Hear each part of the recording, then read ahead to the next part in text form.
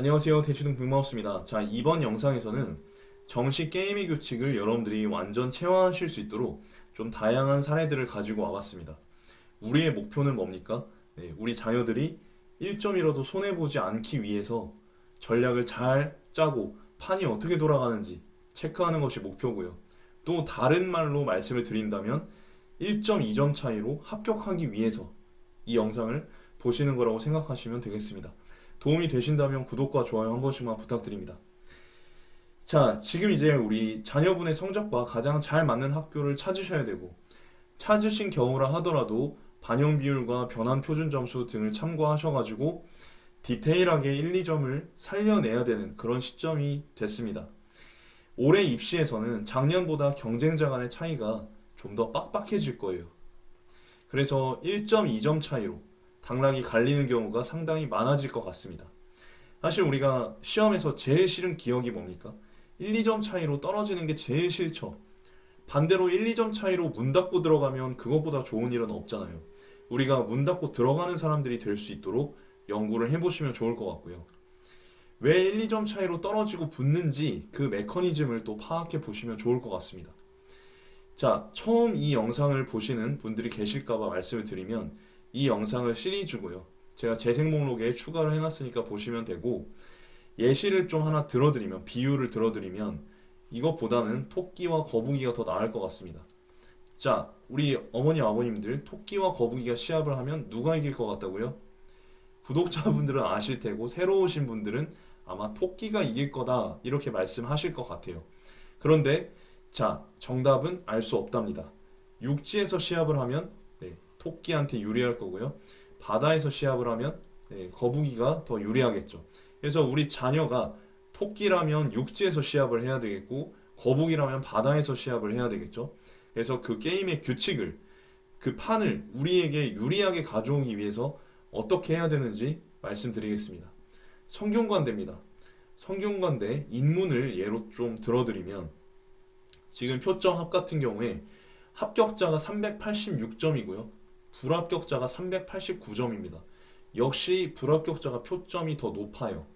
그런데 지금 보시면 합격자, 더 재밌는 사실들이 몇 개 있는데, 일단 합격자가 표점이 더 낮은 것도 재미있는데 지금 수학에서 보시면 지금 합격자가 확통 선택자고요. 표점이 128점입니다. 그리고 불합격자는 기하 선택자고요.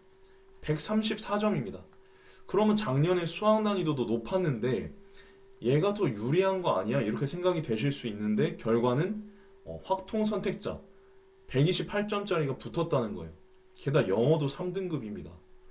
자, 어떻게 이런 일이 벌어졌을까요? 살펴보시겠습니다. 일단 지금 영어로 인해서 지금 합격자는 마이너스 5점의 손해를 본 상황이고, 그것도 수학에서도 밀리고 있는 상황입니다. 다만 이제 국어에서는 합격자가 134점으로 불합격자에 비해서 5점이 플러스가 되고 있죠.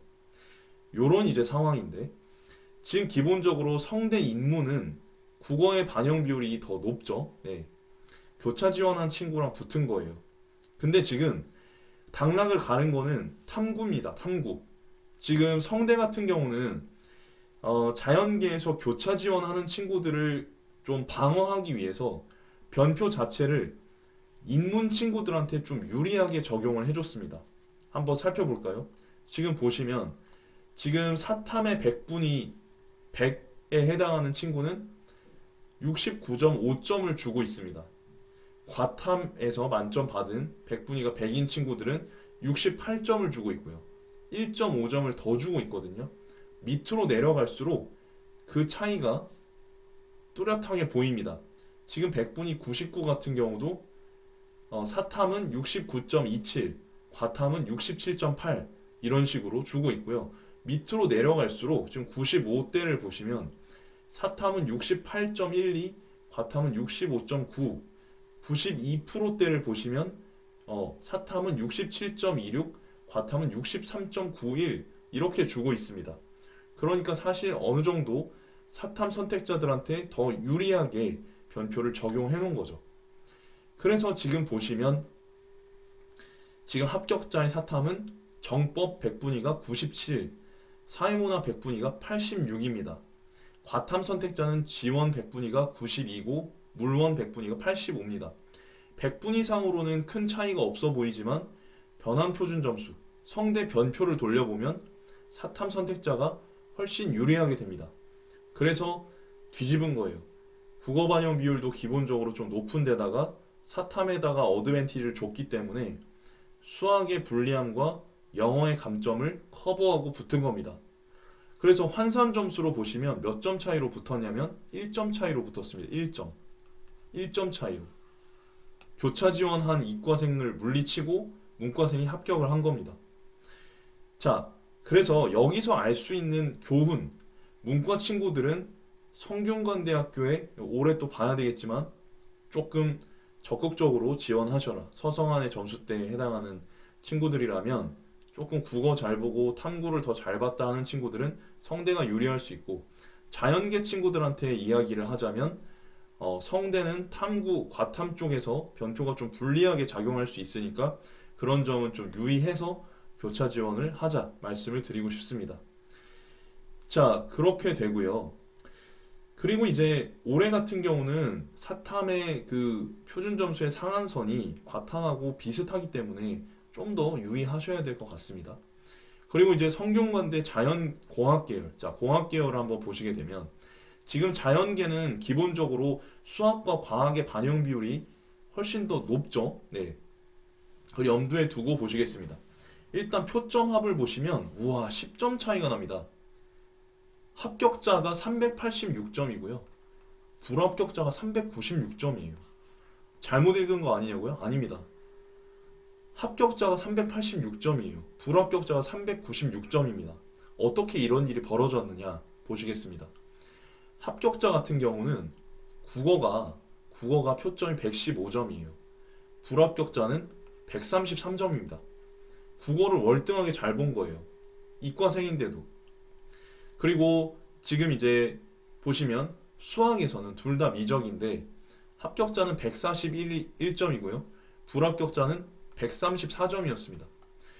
국어에서 지금 표준 점수 차이가 지금 18점 차이가 납니다. 18점. 국어에서. 수학에서 지금 7점 차이가 납니다. 근데 지금 자연계 같은 경우는, 공학 계열 같은 경우는 수학의 반영 비율이 더 높다 보니까 아무래도 수학에서 7점 차이 나는 게 환산 점수로 돌리면 엄청나게 폭발력 있게 터진다는 거예요. 국어 점수가 높은 거보다. 그래서 이런 점들 또 고려를 하셔야 되겠고, 탐구에서도 보시면 합격자의 100분위가 불합격자보다 더 좋습니다. 합격자는 탐구가 지금 화원 98, 생원 95입니다.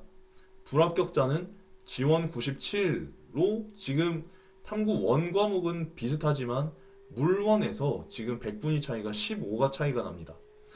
그래서 여기에서 이제 당락이 갈렸다 보시면 됩니다. 그래서 뭐 수학, 국어, 영어 중요한 과목이긴 하지만 비슷한 상황에서는 탐구에서 오히려 승부처가 갈릴 수도 있으니까요.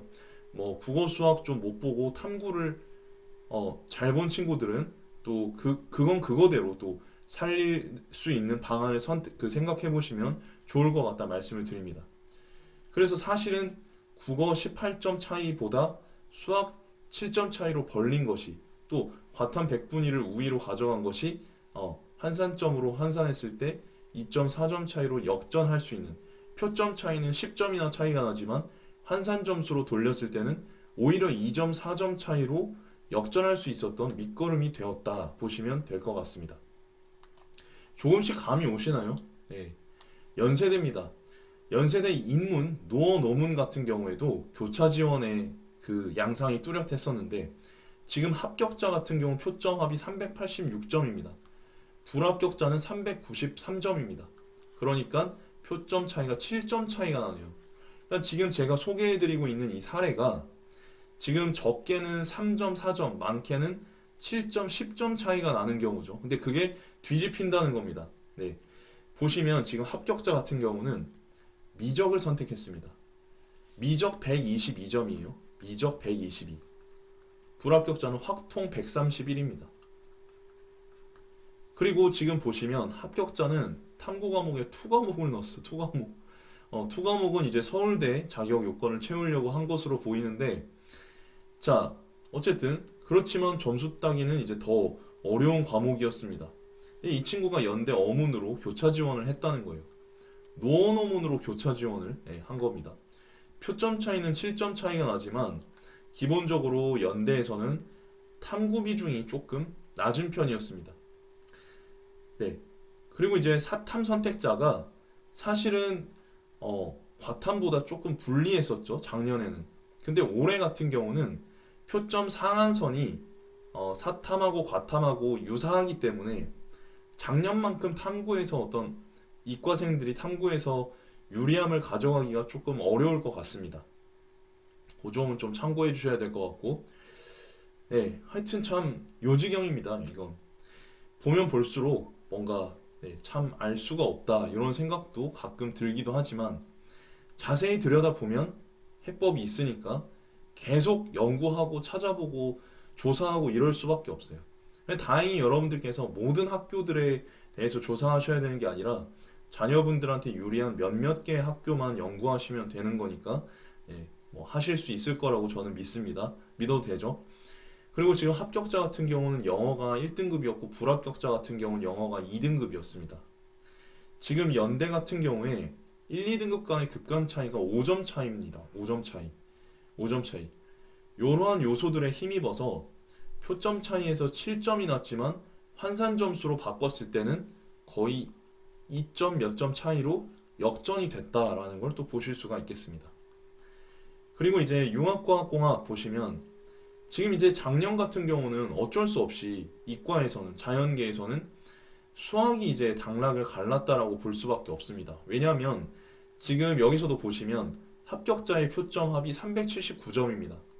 불합격자 표점 합은 385점입니다. 그러면 지금 여기서 표점 차이가 6점 차이가 나거든요. 근데 지금 여기서 보시면 환산 점수에서는 몇 점 차이가 됐냐면 0. 거의 0.5점?